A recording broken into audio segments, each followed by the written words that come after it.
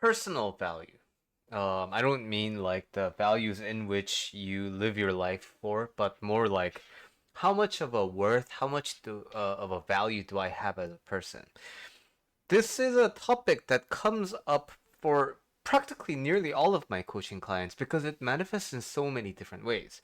Number one, in romance and relationship, when you are having a tough time finding a partner, you might be thinking, do I have worth as a human being? Will anybody ever find me lovable?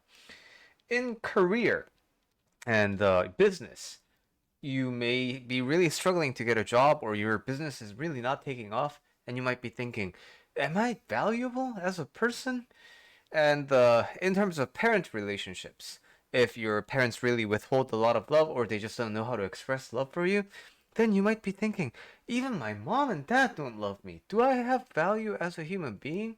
So, in terms of understanding the value that we have, when we can't be convinced of our own value, it becomes very, very difficult for us to be confident. Because whenever we look at other people, we're going to find everywhere we look, we're going to find people who are better than us, right? So it's important to understand the value that you have as a human being. And of course, I can talk a lot more in depth about this topic, but today I want to pick one particular topic about it, a subtopic about it, if you will. So, when I visited India in January, I visited a town called Piprahawa. And Piprahawa, it says Pizza Hut. Piprahawa is a town near the Indian border of India and Nepal. And it is rumored that Buddha's hometown is around that area. So the Nepalese people argue that it's all in Nepal, and Indian people argue that it's India. But hey, you know what? It's more or less in that area. Okay, so while in Kapilavastu and Lumbini, where the Buddha is, recorded to have been born and raised, they have these landmarks called stupas that signify that, hey, this is a holy site for the Buddha. But sometime later, they, in a little bit south from Kapilavastu in the Lumbini region, they found another stupa in Piprahawa. Why this is important is they actually didn't know this was a holy site because it was just a mound of dirt. And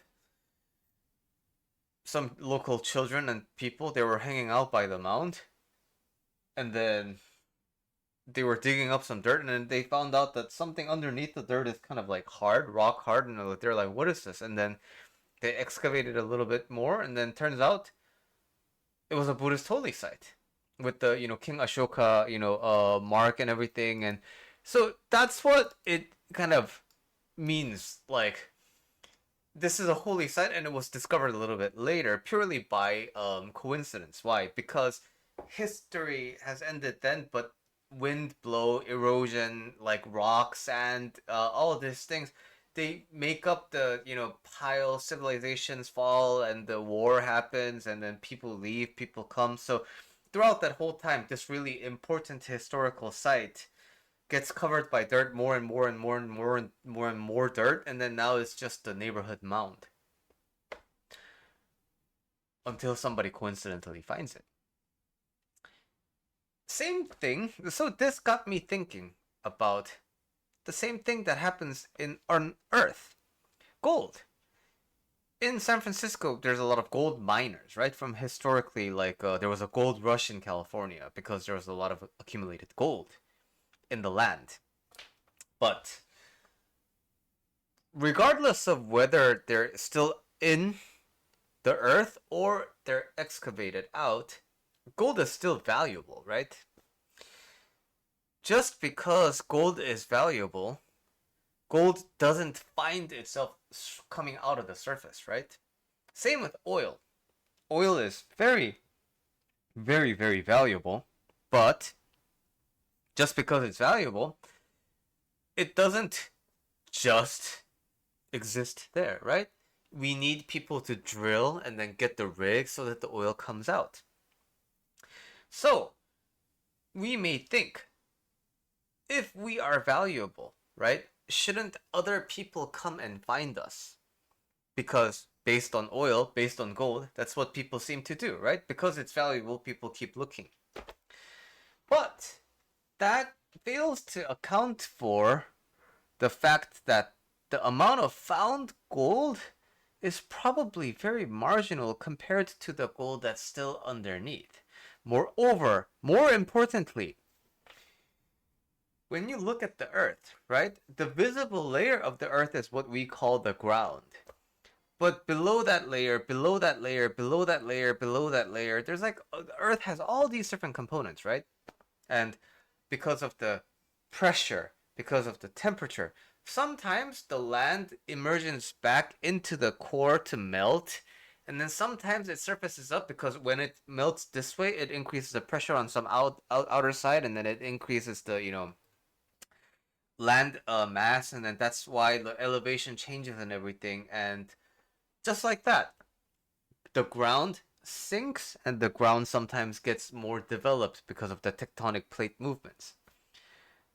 That means a considerable amount of gold actually melted back into the earth. And then it reforms, and then again, other valuable things, all the things that we find valuable in our lives, all the things that people used to believe were valuable like 4,000 years ago. Chances are some of them may remain, some of them may be excavated, but chances are many of them returned back into the earth literally. It melted down to the core, so all of its original form is just now gone.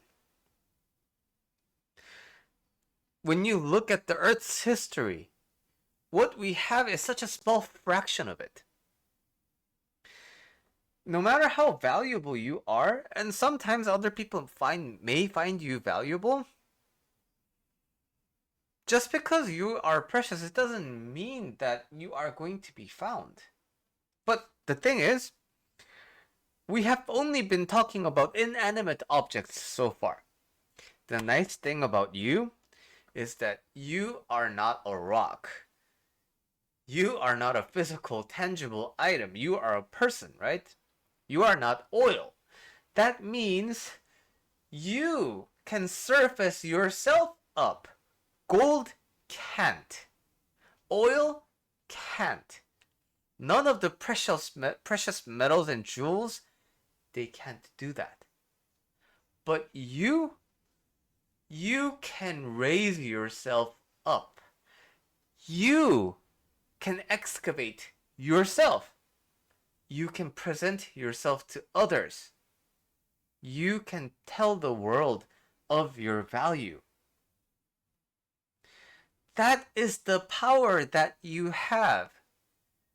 Even though I will say you are inherently valuable, you are inherently worthy of love, if you want to be recognized for it, for whatever reason, you need to be willing to do the work if you don't want to purely rely on chance to do it for you.